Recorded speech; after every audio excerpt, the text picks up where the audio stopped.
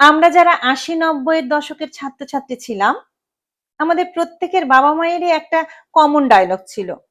Master মশাই, মাথা আর মুখ বাদ দিয়ে সব ফাটিয়ে দেবেন, বাকিটা আমি দেখে নেব।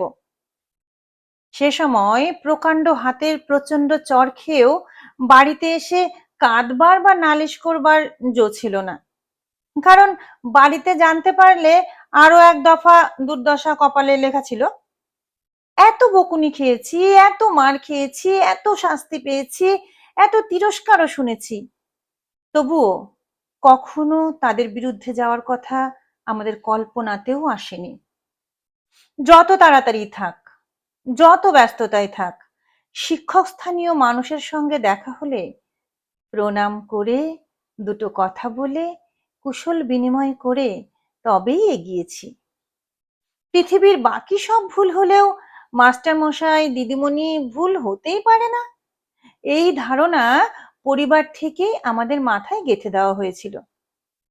সেকালের গুরু মশাই, শিক্ষক মশাইয়ের হয়তো অর্থের প্রাচুর্যের অভাব ছিল, কিন্তু মান মর্যাদার ঘরে কোনোদিন আকাল পড়েনি।